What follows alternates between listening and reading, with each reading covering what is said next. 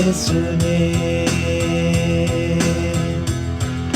सुन कर खुद चिंतन करे, राजयोग की विधि सीख कर सहज अनुभव खुद भी करे, खुद भी करे,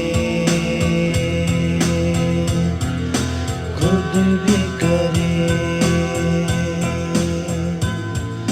खुद भी करे। नमस्कार, ओम शांति। देना ही लेना है। जो देने का सुख है वो आपको वही बता सकता है जिसने दिया है। देना माना दाता बनना, दातापन का सुख। यह हर एक के भाग्य में नहीं होता। हर आत्मा अपने संस्कार लेकर जन्म लेती है। हम जब शरीर छोड़ते हैं तो जो हमारा नेक्स्ट बर्थ होता है, क्योंकि जो आत्मा है वो हमारी मोबाइल की एक चिप है, जो उसमें रिकॉर्ड होता है वही रिप्ले होता है। तो आत्मा जब शरीर छोड़ती है तो उस शरीर के द्वारा उसने जो संस्कार बनाए होते हैं उसके अगले जन्म में विदित होते हैं, नज़र आते हैं। हमारी आज के अगले मेहमान हैं एक ऐसी शख्सियत से हम आपका परिचय कराने जा रहे हैं, गीतकार, संगीतकार और गायक कलाकार भी, जिनका बचपन से रुझान यही रहा। उनका मन दूसरों को खुशी देने में होता था, दूसरे के ऐसे कार्य करना जिसमें उनको खुशी हो, उनको खुशी देने में खुशी की प्राप्ति होती थी। ये ऐसी अजीब शख्सियत हैं जिन्होंने अपने गुरु को भी कुछ सिखाया, उनको पढ़ना लिखना सिखाया, उनकी कुछ गलत आदतों में परिवर्तन कराया। कितनी बड़ी बात है। वो व्यक्ति जो जब घर से चला स्कूलिंग के बाद, जब उसका मन हुआ कि वो संगीत से जुड़ेगा, संगीत के बारे में लिखेगा, गीत लिखेगा, गीत गाएगा और संगीतकार बनेगा। उनका संगीतकार बनने में ज़्यादा शौक़ था। जो जिस गुरु को उन्होंने अपना गुरु बनाया, जिस व्यक्ति को गुरु बनाया, उससे उन्होंने गुण तो सीखा ही लेने का, संगीत लेने का, लेकिन उनके जीवन में जो परिवर्तन हुए वो उनकी वजह से हुए। तो हमारे आज के अगले मेहमान हैं हमारे अश्विनी भाई, जो कि एक संगीतकार, गीतकार। मैंने बताया बाबा के अनन्य बच्चे हैं, उनकी अनगिनत कैसेट सीडीज़ बन चुकी हैं। उनकी विशेषता यह है कि उनका परिवार भी इसी लाइन के अंदर है, यानी कि गीत गाते हैं। उनके सुपुत्र संगीत भी बनाते हैं, उनके पुत्र वधू भी इसी लाइन में हैं, ज्ञान के गीत गाती हैं। तो आइए आपको मिलाते हैं हमारे आज के अगले मेहमान अश्विनी सूदन जी से। नमस्कार, ओम शांति। शरीर का नाम अश्विनी सूदन है और मैं प्रोफेशन से एक गीतकार और संगीतकार हूँ पिछले 51 साल से। बचपन से ही संगीत का शौक़ रहा और कुछ गॉड गिफ्टेड संस्कार थे, जिसके कारण मुझे भक्ति कभी पसंद नहीं आई। मेरा जन्म जालंधर में, पंजाब में, एक मेरे पिताजी पुलिस में थे, उनके घर में जन्म हुआ और जैसे मैं 6 साल का हुआ तभी से मैंने गाना शुरू किया। संगीत मुझे बहुत अच्छा लगता था और संगीत सुनने के लिए, क्योंकि मंदिर में मुझे कीर्तन होता था, संगीत सुनने को मिलता था, इसलिए मैं अपनी मदर के साथ 4 साल का था तो उनके साथ सुबह सुबह चला जाया करता था। तो लेकिन भक्ति मुझे कभी पसंद नहीं आई और बचपन में जो मेरे संस्कार थे वो मुझे दूसरों से अलग करते थे। मुझे दूसरों को खुशी देना अच्छा लगता था। मैं अपने क्लासमेट्स की कॉपियाँ घर ले आता था, उनका होमवर्क करके लेके जाता था। हालांकि मेरे घर में लाइट नहीं थी, लैंप के ऊपर पढ़ते थे और कभी गली में जाकर स्ट्रीट लाइट पर भी पढ़ते थे, लेकिन उनको खुशी देना मुझे अच्छा लगता था। जिसको भी मैं मिलता था तो मेरा मन करता था कि इसको कोई खुशी दूँ। और अपने माता पिता को भी मैं कई बार कहता था कि आप मुझसे जो मदद चाहते हैं मुझे बताइए। तो पिताजी भी बहुत खुश होते थे कि इसके संस्कार दूसरों से अलग हैं। तो 7 साल 8 साल का हुआ तो एक बार मैं सुबह ऐसे सैर करने जा रहा था तो मैंने देखा है कि रेलवे लाइन के साथ साथ एक सरदार जी 2-3 बैग उठाए हुए, एक अटैची सिर पे और एक अटैची हाथ पे लेकर जा रहे हैं। तो पहले तो मैं उनके पास से गुजर गया, फिर मुझे पता नहीं क्या हुआ कि मैंने मुड़ के उनको आवाज़ दी तो वो एकदम पीछे मुड़कर रुक गए। तो मैंने उनके पास जाके देखा, मैं कहा आपने कहाँ जाना है? उन्होंने कहा मैं बस स्टैंड जा रहा हूँ। मैंने कहा आपने इतना सामान उठाया हुआ है, आप एक चीज़ मुझे पकड़ा दीजिए। तो उन्होंने कहा नहीं बेटे, तुम चीज़ें भारी हैं, तुम नहीं उठा पाओगे। मैंने कहा नहीं, जो मेरे लायक है वो मुझे पकड़ा दो। तो एक अटैची उन्होंने मुझे पकड़ाया, वो मैं बड़ी मुश्किल से वहाँ बस स्टैंड तक लेकर गया। और जैसे ही वापस मुड़ने लगा तो उन्होंने मुझे बुलाया, तो और मेरे माथा चूम के उन्होंने मुझे बोला कि बेटे तेरे जैसे बच्चों की इस देश को बहुत ज़रूरत है। और एक बर्फ़ी का टुकड़ा उन्होंने थैले में से निकाल कर मुझको दिया।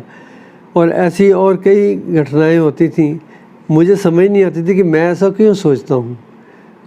हालांकि घर में बहुत गरीबी थी, ऐसे स्कूल में पढ़े जिस स्कूल में बिछाने के लिए टाट पट्टी भी नहीं होती थी। अपने घर से बोरी लेकर जाना और वापसी में उसी बोरी पर लकड़ियाँ बीन कर लाना, उससे हमारा घर चलता था।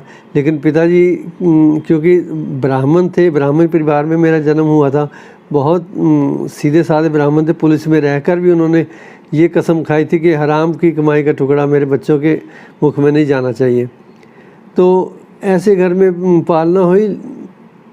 और उसके बाद स्कूल में पढ़ाई की, हायर सेकेंडरी तक पढ़ाई करने के बाद फिर मैंने संगीत सीखना शुरू किया। तो उसमें मैंने संगीत प्रभाकर किया। संगीत प्रभाकर 6 साल का है। जिस गुरु से मैंने संगीत सीखा उनको भी मैंने लिखना पढ़ना सिखाया। वो भी अपने टाइम में कभी स्कूल नहीं गए थे, तो उनको हिंदी इंग्लिश लिखना पढ़ना सिखाया। उनको सिगरेट पीने की आदत थी, उनको सिगरेट बीड़ी पीना छुड़वाया। और वो ड्रिंक भी करते थे, उनको ड्रिंक करना भी छुड़वाया। अब मुझे समझ नहीं आती थी कि ऐसे संस्कार मेरे अंदर क्यों हैं। और जब मैं संगीत सीखता था तो कई भक्ति वाले ग्रुप जो थे मुझे अपने ग्रुप में बुलाते थे कि आप हमारे साथ आ जाओ, हमारे साथ आ जाओ। लेकिन मुझे वो अच्छा नहीं लगता था, मुझे सिखाना ज़्यादा अच्छा लगता था। शायद इसमें दातापन के संस्कार थे या देने वाली बात थी। मुझे दूसरों को देना अच्छा लगता था, इसलिए मैं एक गायक के तौर पे ना हो करके मैं एक संगीत शिक्षक के तौर पे मैंने अपना जीवन शुरू किया। तो उसी चक्कर में मुझे 51 साल हो गए ये करते हुए। और जो गीत भी लिखता था उनमें भी ज्ञान की भाषा आ जाती थी। और जैसे हम किसी काबिल नहीं, हमको किसी काबिल बनाना, ईश्वर हमको हमारी मंजिलों तक लेके जाना, ना समझ ना दान, छूना चाहें हम ऊंचाइयों को, चलने की शक्ति भी देना और साहस भी बढ़ाना। अब ऐसी ऐसी चीज़ें मेरी गीतों में आ जाती थी जिनको सिखाने का, मुझे स्कूलों में सिखाने का बहुत अच्छा अवसर प्राप्त हुआ। तो आज से 23 साल पहले मुझे इनविटेशन मिला यहाँ सेंट्रल से कि आप माउंट आबू में कल्चरल विंग का योग शिविर है।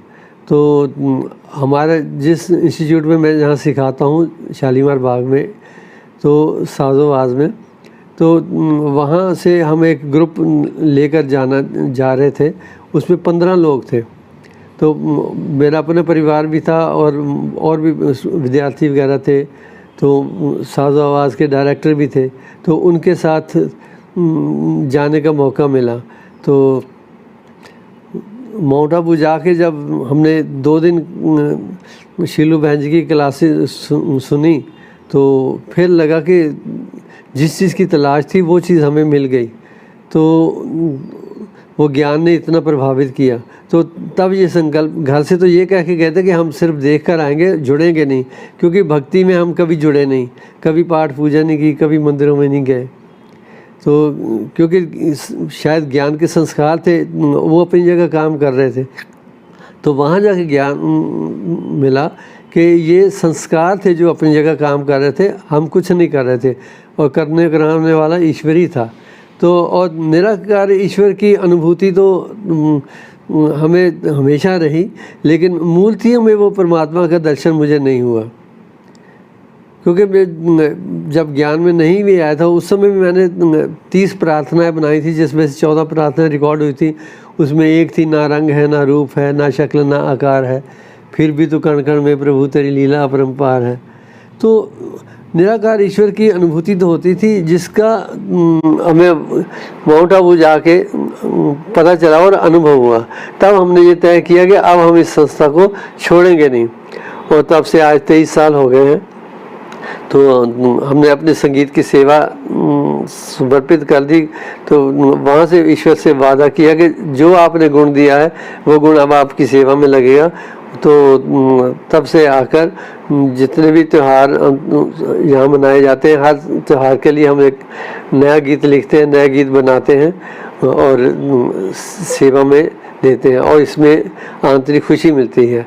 और इसका फ़ायदा ये हुआ कि मैं जैसे अपने घर से 2 अटैची लेकर आया था, एक में मेरे 3-4 जोड़ी कपड़े थे, एक में मेरा बिस्तर था, और उसमें आने के बाद बाबा ने पता नहीं मुझे कैसे सब कुछ दिया। आज मुझे किसी चीज़ की कमी नहीं है, और हमेशा देने की ही संस्कार रहते हैं, और कभी किसी से कुछ मांगना नहीं पड़ा।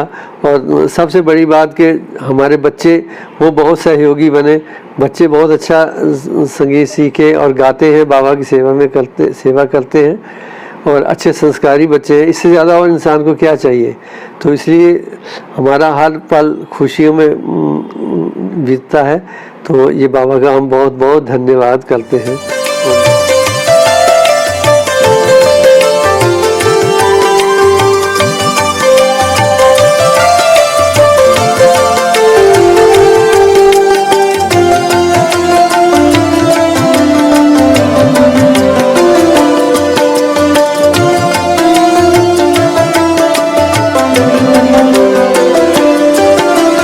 कैसे मैं कहूँ मुझे कौन है मिला, कैसे मैं कहूँ मुझे कौन है मिला।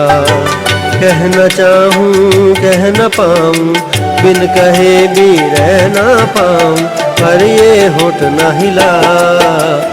कैसे मैं कहूँ मुझे कौन है मिला, कैसे मैं कहूँ मुझे कौन है मिला। कहना चाहूँ कह न पाऊँ, बिन कहे भी रह ना पाऊँ, पर ये होठ न हिला। कैसे मैं कहूँ मुझे कौन है मिला, कैसे मैं कहूँ मुझे कौन है मिला।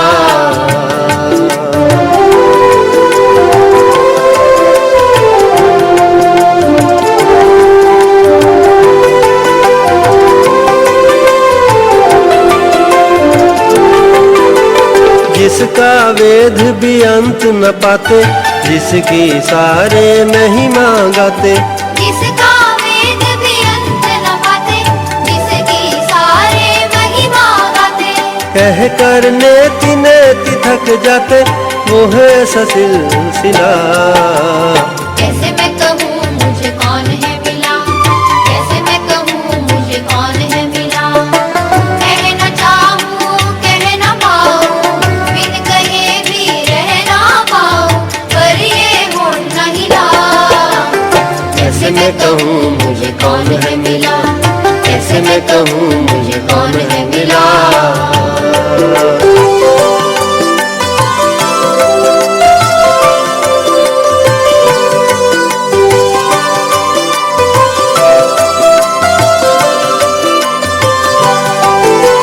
वो तो है मोतियों का मोती, वो तो न्यारी प्यारी ज्योति।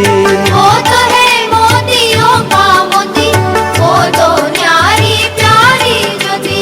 ज्योति मंद जो कब ना होती, जिससे जग का चमन खिला।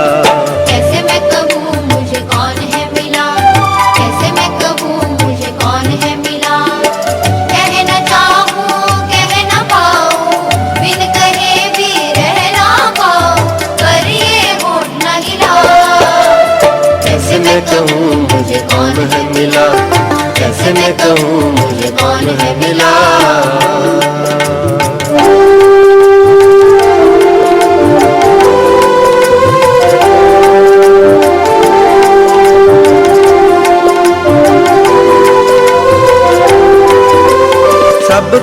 नजर नहीं वो आता, मुझसे दूर नहीं वो जाता। सबको नजर नहीं वो आता, मुझसे दूर नहीं वो जाता। साथी बनकर साथ निभाता, यादों का संग काफिला। कैसे मैं कहूँ मुझे कौन है मिला, कैसे मैं कहूँ मुझे कौन है मिला। कह न चाहूँ कह न पाऊँ, बिन कहे भी रह ना पाऊँ, पर ये होठ न हिला। कैसे मैं कहूँ मुझे कौन है मिला, कैसे मैं कहूँ मुझे कौन है मिला।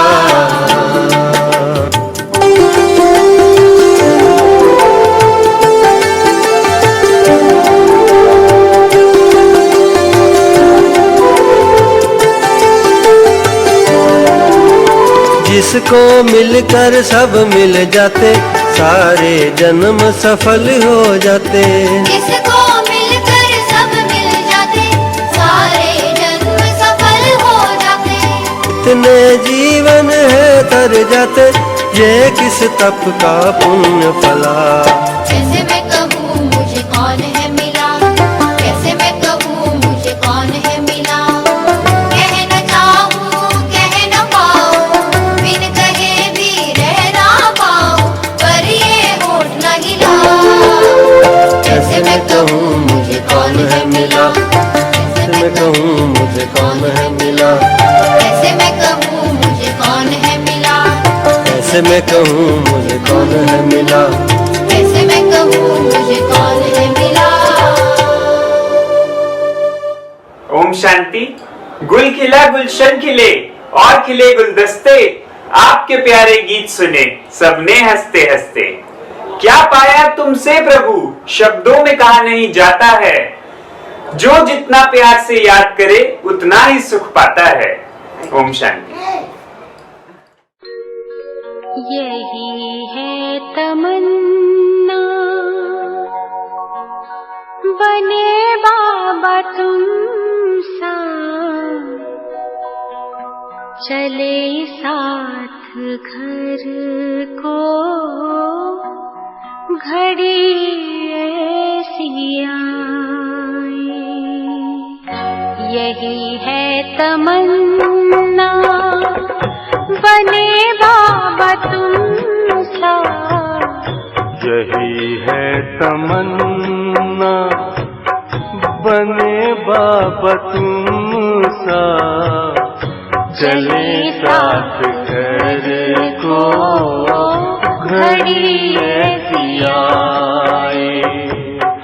हमें तो वतन की बहुत याद आए, हमें तो वतन की बहुत याद आए।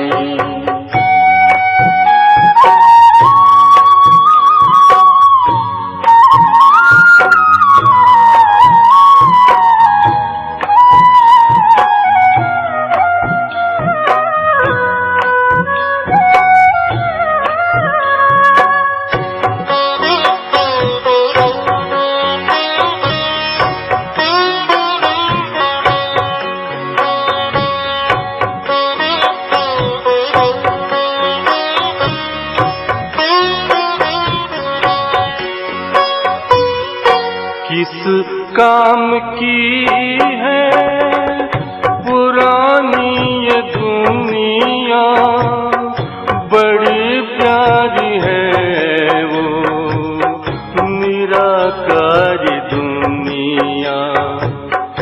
विदेही बनेंगे प्रभु संग चलेंगे, परम शांति आनंद अनुभव करेंगे। देखो इशारों से कोई बुलाए, देखो इशारों से कोई बुलाए। हमें तो वतन की बहुत याद आए।